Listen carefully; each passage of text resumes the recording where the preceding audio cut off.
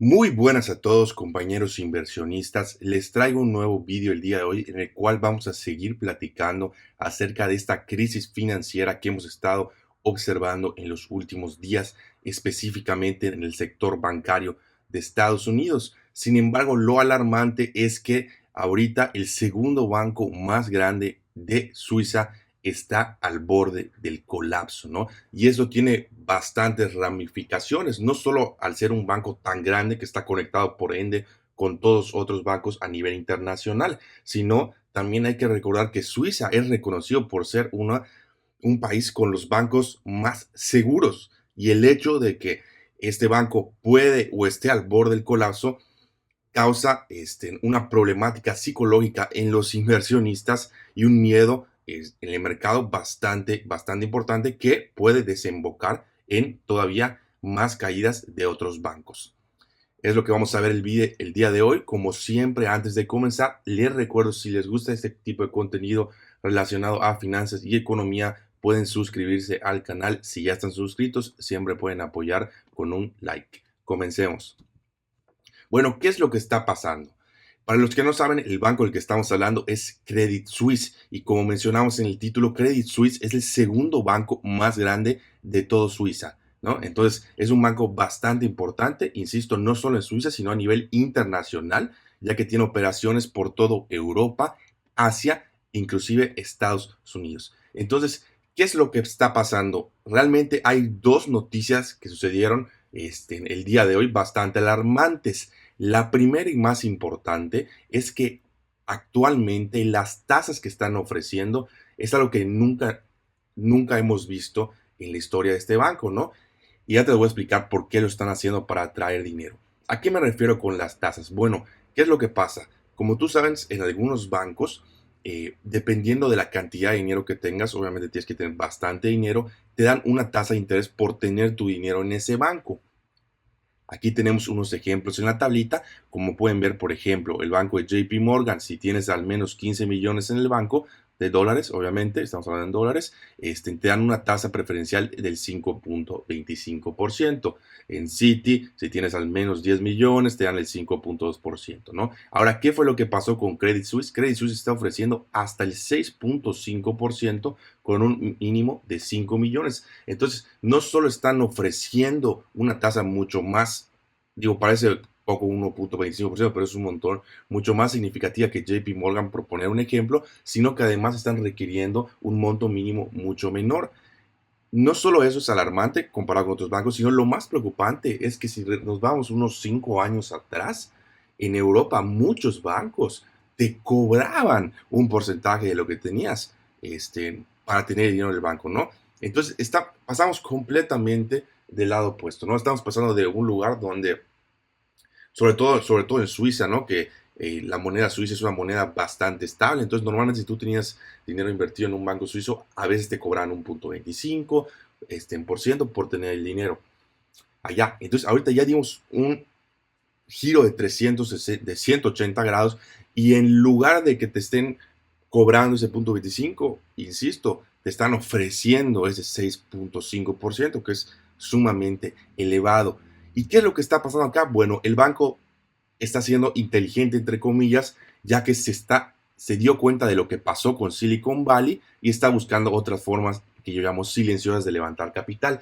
¿Qué es lo que está pasando? En palabras muy sencillas, el banco se está quedando sin capital a corto plazo, insisto, sin liquidez, y en lugar de cometer el error que cometió Silicon Valley de levantar capital por medio de venta de acciones, eh, ya sean preferentes o tradicionales, ahorita lo están haciendo atrayendo simplemente para que más gente deposite su dinero y pues por ende tengan o no tengan problemas de liquidez, mejor dicho. Ahora, ¿cuál es el detalle específicamente con esta situación? Que como vimos en Silicon Valley Bank, y los inversionistas no son tontos, ¿no? O sea, si ven que un banco de la nada saca, empieza a vender acciones, pues obviamente dicen, ¿sabes qué? Aquí hay algo raro que está sucediendo. Y pues la situación, como saben, se salió de control, y pues Silicon Valley básicamente cayó en el banco, ¿no? Ahorita lo que está pasando es que los inversionistas tampoco son tontos y se están dando cuenta que esto no tiene sentido, ¿no? Que no tiene sentido lo que está sucediendo específicamente en este banco, ¿no? O sea, se están dando cuenta de que algo huele raro, de que esto no está normal, sin tomar en cuenta que además este banco, Credit Suisse en general, había tenido algunos problemas en su reporte anual de resultados, que básicamente, digo, lo vamos a ver más adelante, pero como que algunos datos financieros a lo mejor no eran del todo confiables, ¿no? Pero bueno, vamos a seguir. Ahora, ¿cuál es la segunda noticia más importante que también está provocando que las acciones de este banco solo el día de hoy caigan un 18% en el pre-market, ¿no? Básicamente, uno de los inversionistas más grandes del banco, que está aquí, es el chairman Amar Al-Khaiduri. Le preguntaron si estaba dispuesto a inyectar más capital si el banco, o sea, si Credit Suisse necesitaba más, ¿no? Y su respuesta pues fue bastante severa, ¿no? Él simple y sencillamente dijo, mi respuesta es absolutamente no. Por muchas razones, pero no vamos a inyectar más liquidez a este banco, ¿no? Entonces, esto pues obviamente que nos está diciendo que los inversionistas ya no están apoyando este banco y esto, insisto, combinado con el miedo que hay en el mercado, puede generar que este banco sea el tercer, bueno, ya sería el cuarto banco en caer de manera importante. Digo, vamos a ver más adelante qué pasaría si cae este banco, pero sería algo sumamente consternante, ¿no?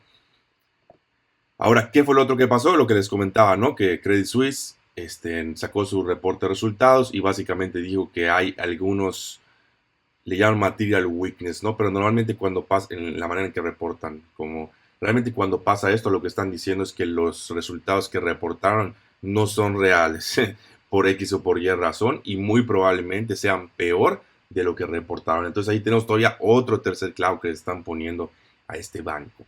Ahora, si vemos un poquito la gráfica del banco a largo plazo, nos damos cuenta que en general ha sido un banco que ha sido bastante mal manejado por el equipo directivo.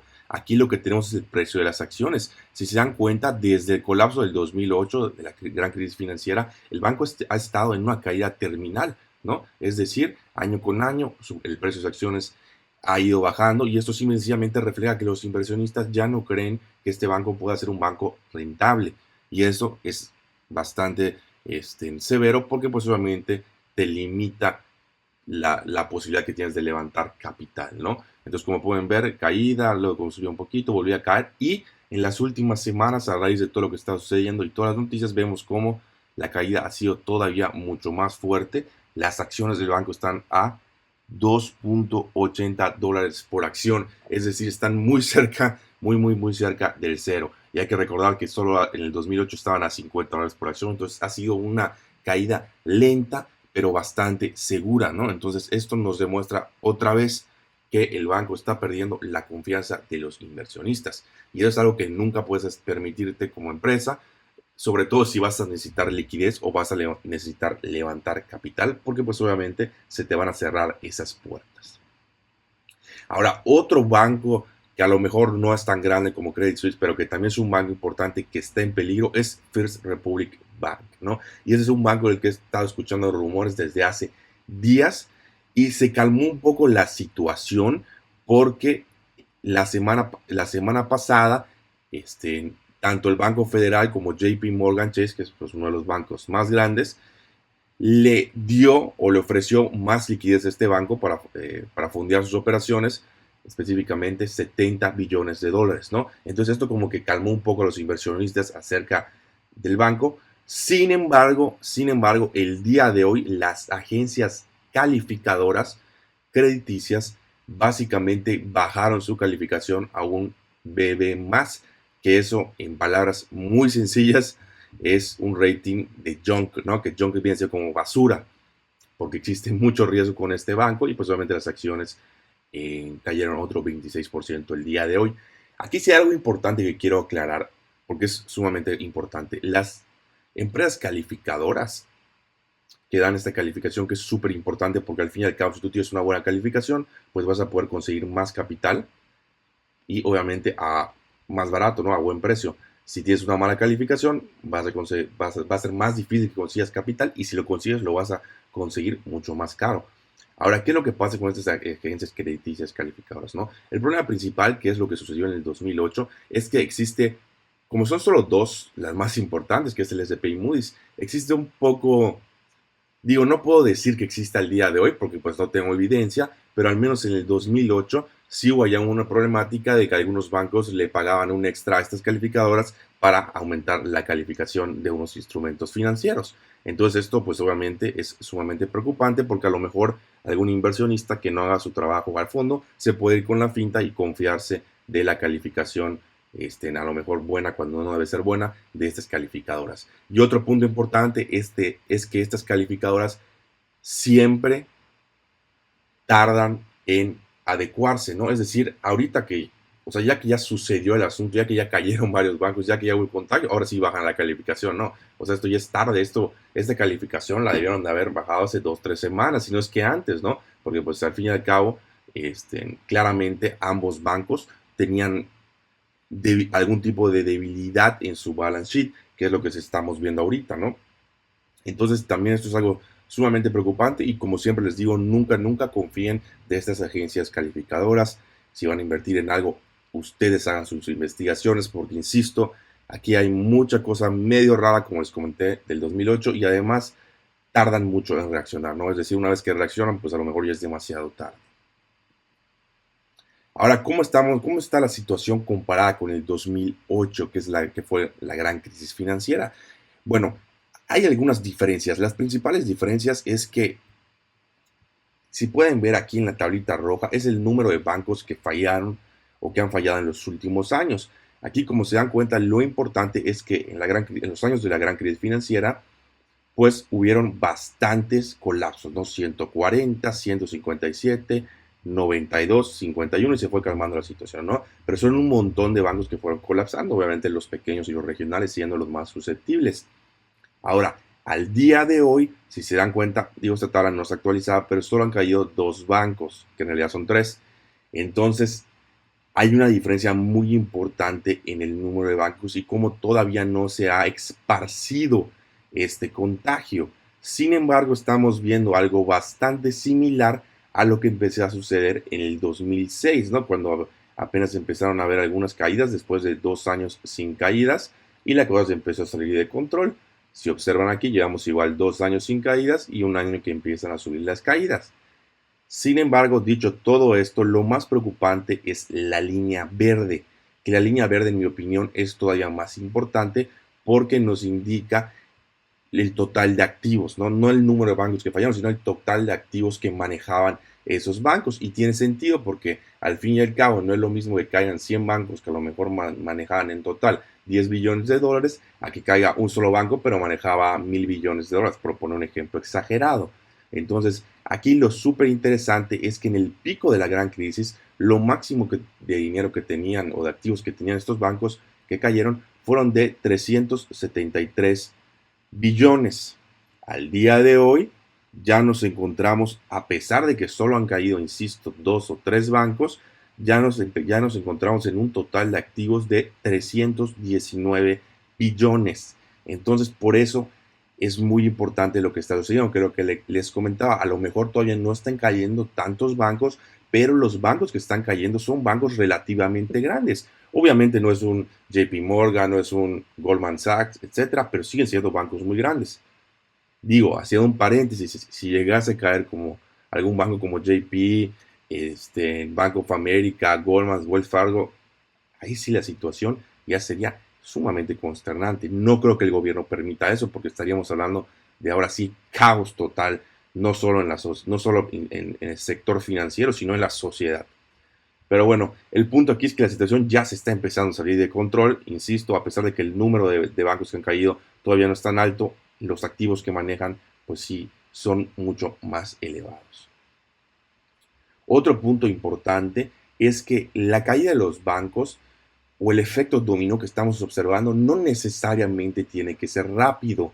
Aquí tenemos un ejemplo de lo que sucede en el 2007. Si recuerdan, esa crisis empieza con la caída de Bear Stearns, que era una institución financiera bastante importante. Sin embargo, la caída de Bear Stearns se da casualmente, de hecho está sospechosamente similar, en marzo del 2008.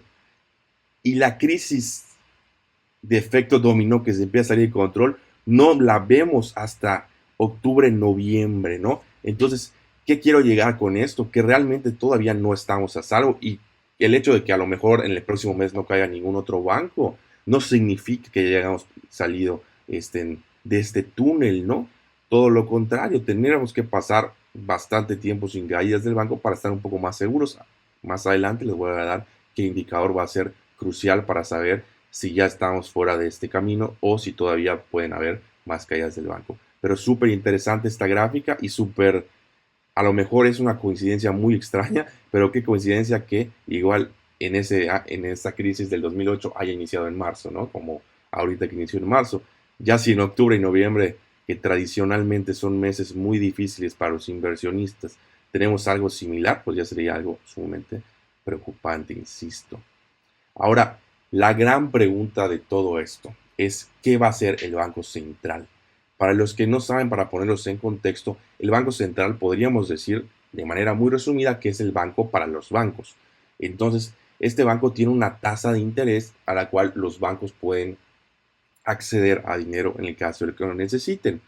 Normalmente los bancos centrales suben la tasa de interés para controlar la inflación. Entonces, en este año es lo que hemos estado observando. La tasa de interés todavía después de la pandemia básicamente estaba en 0% y al día de hoy está en 4.75%. Entonces, ¿por qué quiero llegar a esto? Porque esa tasa de interés es súper importante. Si la siguen subiendo, muy probablemente haya más estrés en el sector financiero, es decir, en estos bancos. Y si vemos acá en la tabla de la derecha, vemos que esta es la probabilidad que ven los mercados de que el Banco Central suba la tasa de interés y en cuanto la suba en la junta de marzo, que debe ser la próxima semana. Como pueden observar, hasta hace unos días, justo antes de que empiecen a caer los bancos, el mercado esperaba que el Banco Central suba las tasas de interés casi un 0.5%, ¿no? Era más probable que suban las tasas de interés de un 0.5%. Sin embargo, con todo lo que ha sucedido, el mercado ha cambiado sus expectativas y al día de hoy nos dice que lo más probable es que suban, digo, un 0.20%, que eso no lo pueden subir, que se traduciría en un 0.25% lo que subirían. Ahora, ¿cuál es el problema que tiene el Banco Central? Que la inflación sigue siendo muy alta en Estados Unidos. Si te das cuenta, a pesar de que la inflación ha estado en la baja, sigue estando en máximos históricos. Hay que recordar que en Estados Unidos en las últimas 2 décadas la inflación se había encontrado entre un 1-2%, ¿no? A lo mejor máximo un 3%. Al día de hoy la inflación sigue en un 6% y obviamente el Banco Central se está viendo obligado a subir las tasas para combatir la inflación, pero ahora el banco se encuentra con la espada entre la espada y la pared. ¿Por qué? Porque tienes dos opciones: si sube las tasas vas a controlar la inflación, pero a lo mejor creas una crisis financiera. La otra opción es a lo mejor no sube las tasas, pero con esto a lo mejor no creas una crisis financiera, pero pues puede ser que la inflación se mantenga bastante elevada, ¿no? Entonces es una por otra.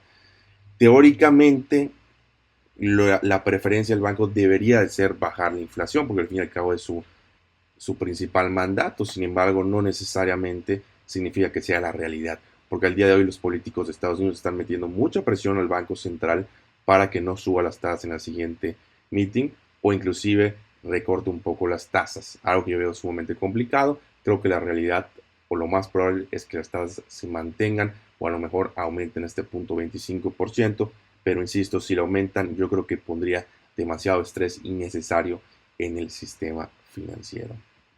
Ahora, ¿cuál es la conclusión de todo esto? ¿O qué es lo que podemos resumir todo lo que hemos visto? Lo más importante es este punto, ¿no? El primero, si Credit Suisse llegase a caer, básicamente es game over, ¿no? Insisto, este banco es demasiado grande, demasiado importante internacionalmente para caer. Y el hecho de que pudiese caer es bastante, insisto, consternante. Ahora, ¿qué es lo que puede pasar? Bueno, que el banco empiece a caer y que algún otro banco grande lo compre.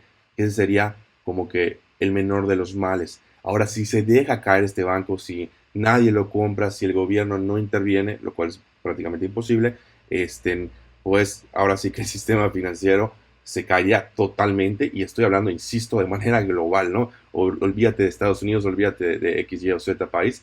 Eso sería una crisis global porque todo el sistema financiero está interconectado. Otro punto importante es que estamos o nos encontramos ahorita entre una eterna batalla entre recesión e inflación, ¿no? Que es lo que les decía, tenemos las dos caras de la moneda, ninguna es buena, pero una tiene que ceder. ¿A qué es lo que me refiero? Muy probablemente lo que suceda es que haya una recesión para poder destruir la inflación.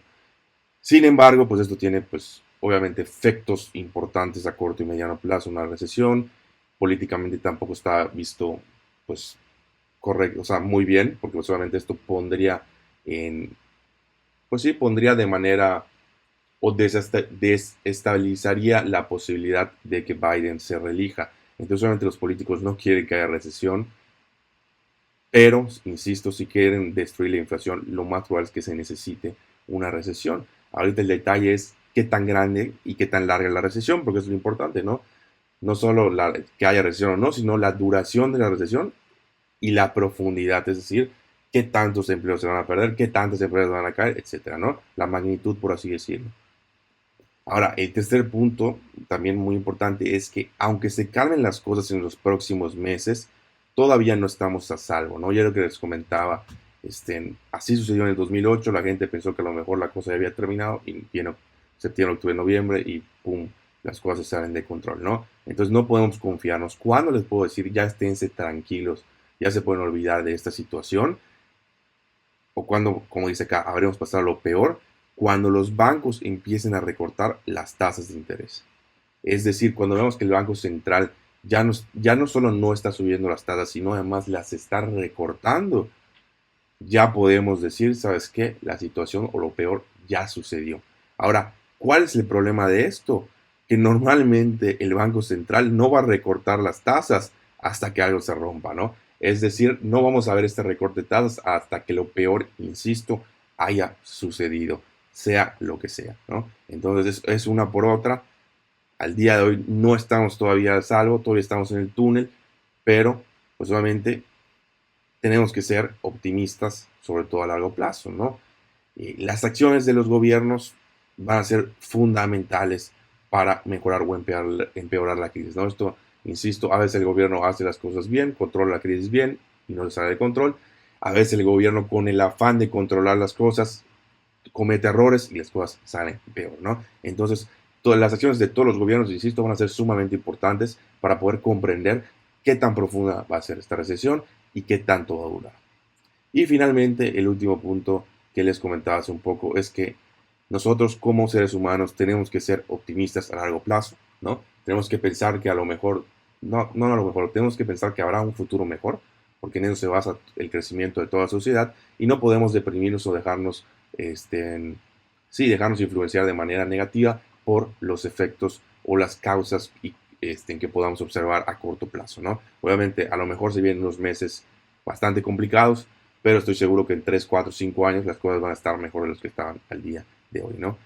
También, así como tenemos que ser optimistas a corto plazo, insisto, hay que ser realistas a corto plazo, ¿no? ¿Y por qué digo esto? Porque no podemos tampoco tapar los ojos y decir, ¿sabes qué? Vivimos en un mundo feliz y no está pasando nada, ¿no? A corto plazo hay bastantes problemáticas en general en el mundo, pero específicamente ahorita la que estamos viendo o la que nos puede perjudicar a todos, insisto, a todos de manera importante en los próximos años, es esta posible crisis financiera que se está cocinando en las últimas semanas, digo en los últimos meses, pero específicamente acelerado en las últimas semanas. Ahora eso es todo por el video de hoy. Si les gusta el contenido pueden, insisto, apoyar con un like, suscribiéndose, ayuda mucho el canal y les agradezco como siempre por su tiempo.